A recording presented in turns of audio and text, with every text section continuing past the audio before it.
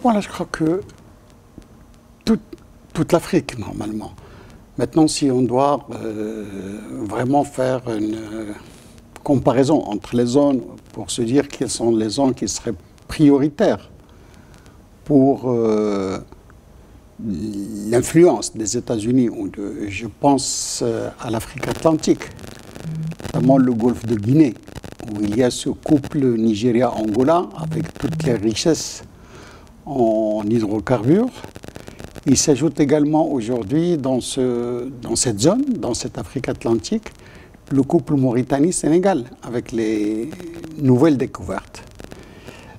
Il y a également l'Afrique du Sud qui est en train de renforcer ses relations avec la Chine, parce que l'Afrique du Sud, bon, il compte parmi les BRICS, où la Chine y est aussi, mais l'Afrique du Sud présente également un intérêt pour les États-Unis. La RDC, c'est un paradis minier donc, qui est très important pour la Chine, mais les États-Unis s'y intéresseront.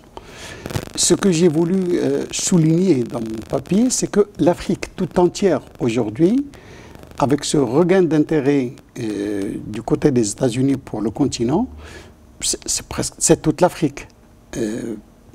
Maintenant, s'il faut faire des priorités, je dirais le prochain, c'est le golfe de Guinée.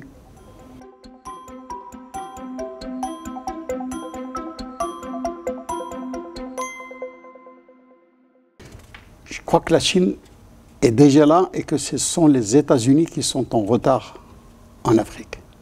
Si on prend les 15 dernières années, les États-Unis ont été un peu trop préoccupés par leur question de rééquilibre vers le Pacifique.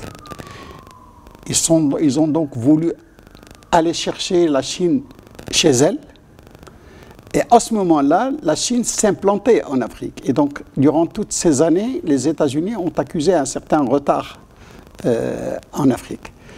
D'ailleurs, si l'on prend toute l'historique, certains documents déclassifiés de la CIA, comme je l'ai d'ailleurs mentionné dans mon papier, nous montrent que les États-Unis ont toujours eu cet intérêt pour le continent, mais ils ont toujours été hésitants.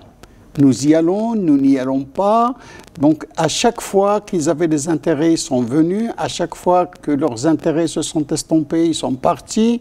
Donc, les États-Unis, je crois qu'aujourd'hui, c'est les États-Unis qui ont un retard par rapport à la Chine en Afrique.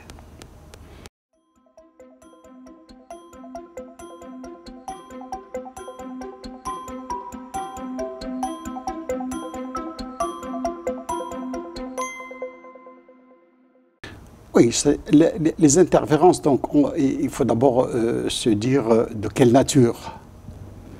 On peut avoir des interférences en matière économique, des interférences en matière politique, des interférences en matière militaire. La Chine s'est toujours prévalue de cette question de non-ingérence, ce qu'on a appelé le soft power chinois, c'est-à-dire pas d'ingérence militaire. D'ailleurs, les Chinois, du côté militaire, l'armée chinoise n'avait pas le droit, n'avait pas l'autorisation d'agir en dehors du territoire chinois. Ce n'est qu'en décembre 2015, janvier 2016, que le parti a pris la décision d'autoriser son armée à agir en dehors. Maintenant, pour la question de l'endettement, les États-Unis vont plus qu'une question d'ingérence, ils parlent de colonisation, de recolonisation par l'intérieur. C'est-à-dire que dans l'esprit des États-Unis, les Chinois sont en train de recoloniser l'Afrique à partir de ces questions de dette. On donne généralement aujourd'hui l'exemple du port de Mombasa au Kenya, qui risque d'être cédé à la Chine par les Kenyans pour essayer, si vous voulez, de payer cette dette que le Kenya a envers les États-Unis. Bien sûr, les Chinois s'en défendent. Les Chinois disent que cette question de la dette n'est pas dangereuse, que ce n'est qu'une manière d'aider, qu'il y a des mécanismes de rééchelonnement qui permettent aux pays donc de s'en sortir sans pour autant céder leurs infrastructures.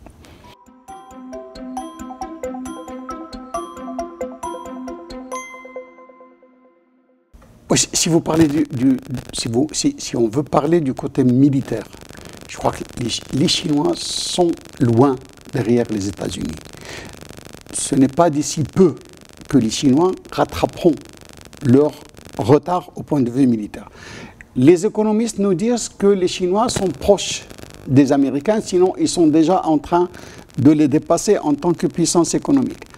Mais sur le côté militaire, je crois que les Chinois sont encore loin. Maintenant, est-ce que les Chinois, d'ici, comme on dit, 2030, 2050, est-ce qu'ils vont passer pour être la première puissance du monde? Je ne crois pas que les Chinois ont la capacité de l'être. Ils sont en train de faire un bond économique, d'ailleurs qui n'a pas commencé aujourd'hui, qui a commencé il y a presque 10-15 ans. Mais du côté militaire, les Chinois n'ont pas encore la capacité d'être une puissance mondiale, d'être la puissance mondiale, donc de gérer la sécurité, de gérer la paix dans le monde. Je ne crois pas que c'est demain que les Chinois surclasseront les États-Unis en tant que puissance du monde.